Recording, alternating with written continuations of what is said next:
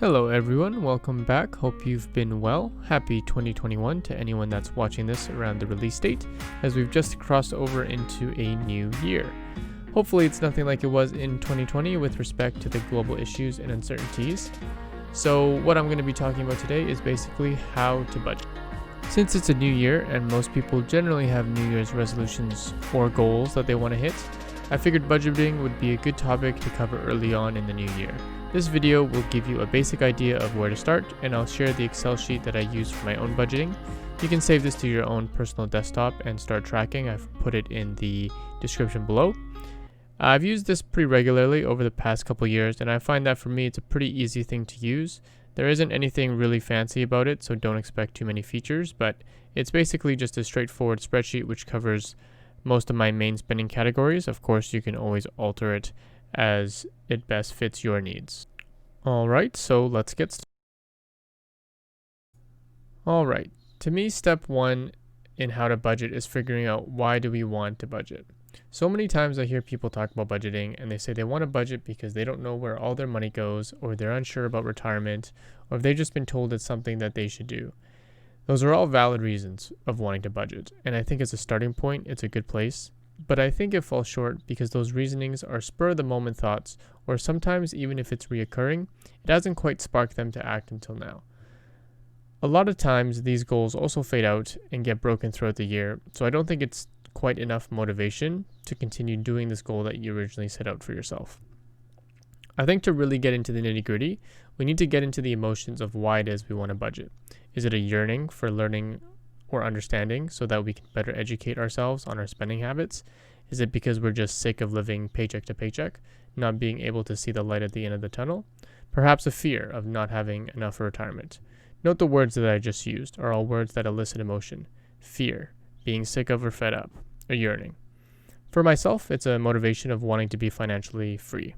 That feeling when I'm in the middle of a vacation and I'm not worried about going back to work or thinking about work issues, of being able to wake up whenever I want and sleep whenever I want and do whatever I want. That feeling of contentness and carefreeness is my motivation and what keeps me in line when I want to stray off the path that I've set forward for myself. So I think it's really important for people to really dig deep and figure out why it is that they want to budget. Figure out what that feeling is, really think about it, and remember that anytime you start straying off the path. Once you've got that done, we can move on to step two, which is listing out all the incomes that you have coming into you right now. And please note, this is net income. Net income. What does that mean? All right, now you might have other types of income other than salary. You might be in a position where you're getting rental income. If you have an investment property, you might have investment income. These could be your stocks, your mutual funds, your ETFs, or any other type of investment income that you may generate. Or maybe you have business income on top of salary, or if you only have business income.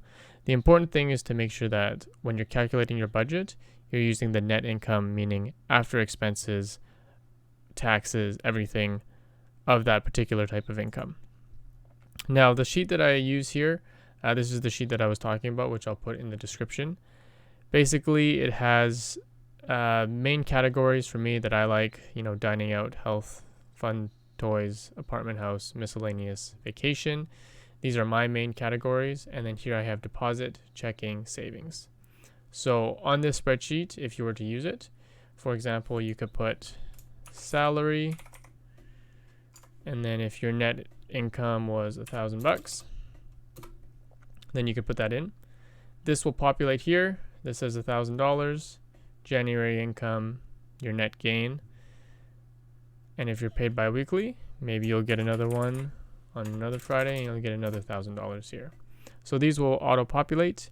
And then here you've got your expenses, which I'll go over when I talk about the expenses and how it works on the spreadsheet. So now we're going to move on to our expenses.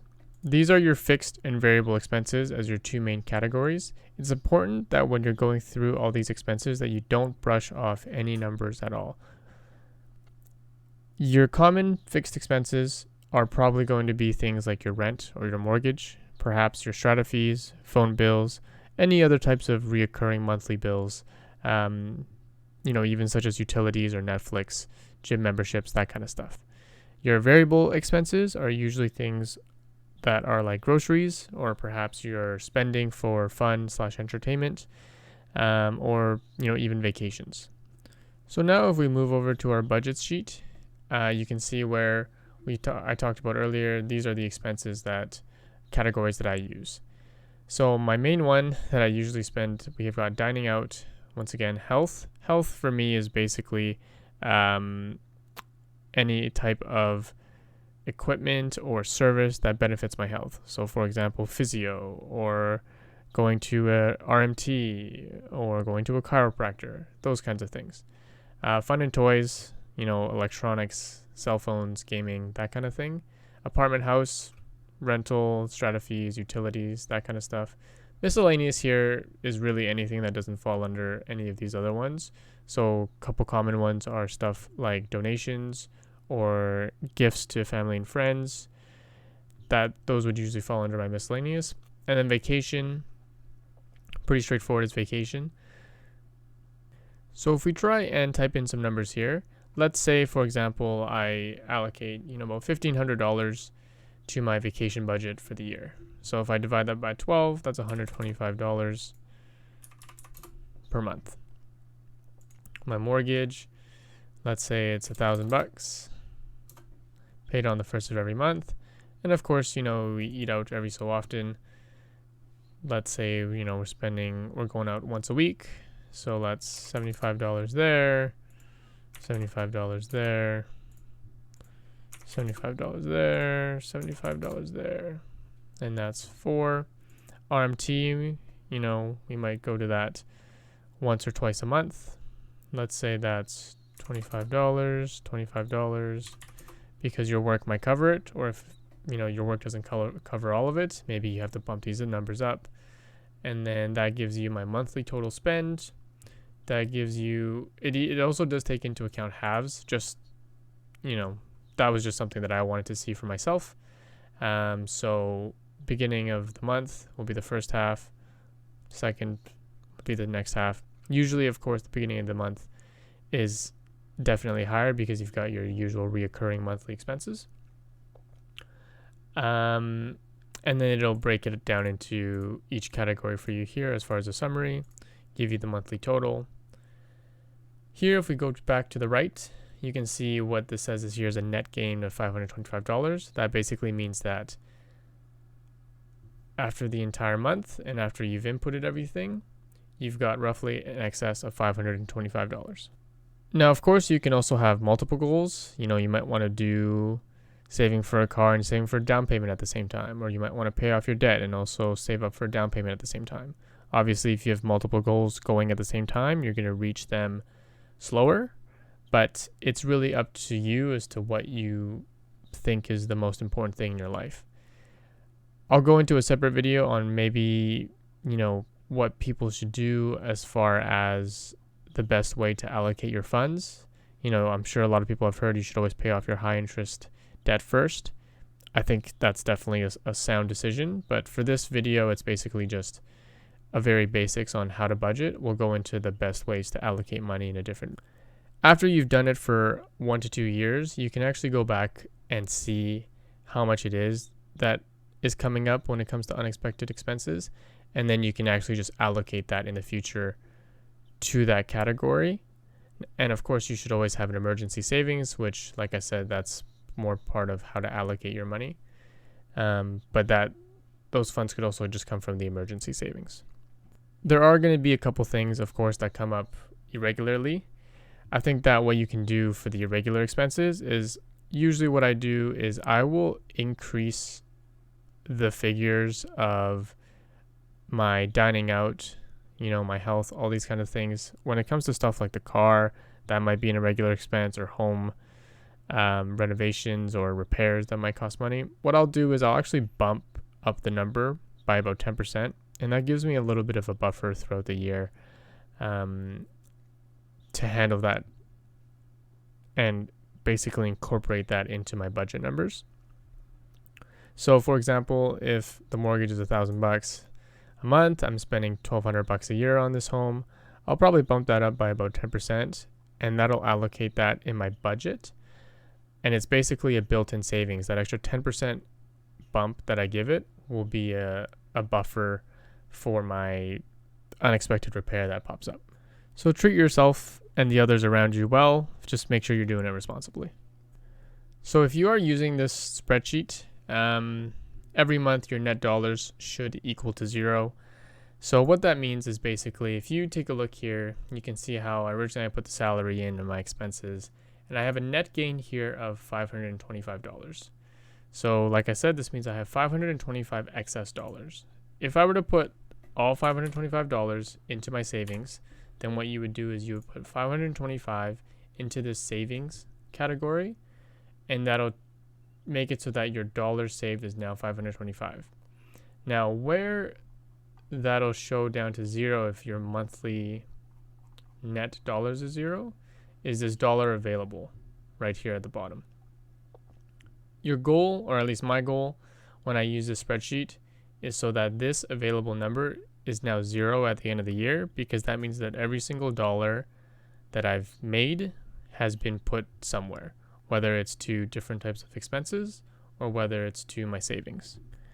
And one thing I really want to caution is, obviously aggressively saving is a great thing because you're setting yourself up for later on in the future, and a dollar saved now, especially if you invest it, is significantly worth more, 10, 15, 20, 30 years in the future.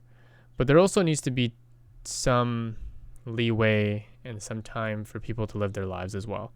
So if you have, let's say, extra, than you thought, maybe save, 20%, 30%, 50% of that extra that you came up with. But, don't be afraid to take a little bit of that money and maybe spend it on a little bit of a nicer gift, or spend it on a little toy for yourself, or, a meal out, whatever it may be. It's really important, I think. There's saying everything in moderation, and I really believe that holds true for your finances as well. If you skew too heavily on one end of the spectrum, whether it's spending or saving, it's one of the spectrums. If it's spending, that's really going to hurt you in the future. But if you're only saving, you never know what's going to happen tomorrow, right? So treat yourself and the others around you well. Just make sure you're doing it responsibly. So step 7 is determining how to hold yourself accountable. Basically, what are you going to do, or what barriers are you going to put up in place to keep yourself on the proper path? Perhaps it's telling others, telling someone, hey, this is exactly what I'm going to do with my budget. And maybe if that person is someone close to you, they can check in, and that'll create some social pressure on yourself so that, you'll stay on track with what you're supposed to do. Maybe you're going to create a punishment for yourself if you don't hit your goal, or give yourself a little reward for succeeding. You know yourself best. So whatever it is that you think might be best for you to keep yourself on track is what you should put here. And then last but not least, you should definitely check in on this every so often. I would definitely say monthly is what you should be doing. Theoretically, if you're updating the spreadsheet once you start to spend money daily like you should, then you don't have to worry about that. You'll be basically doing daily check-ins. But monthly check-ins, I think, are the absolute minimum, because one, there's a lot of expenses that can happen in a month. So if you're not really keeping track and being diligent about exactly where everything's going, you're not going to be able to make it all up, at the end of 6 months, right? And plus, it's a good, roadmap for yourself to make sure that you're staying on track of your goals by having monthly check-ins. Your finances are basically the same as your personal health or, your dental health. There's regular check-ins for those, and I think your financial health should really be no different. All right, so that's about it. That's basically budgeting 101 from a very, pretty basic outlook on how to do it. I've got all the steps listed here, which I'm actually going to keep along with the spreadsheet that's once again going to be posted in the description. So when you download it, you'll get both of these together if you ever need a reminder. If you have any questions, feel free to leave them down in the comment section below. Please like and subscribe if you enjoyed the video, and I will see you guys next time.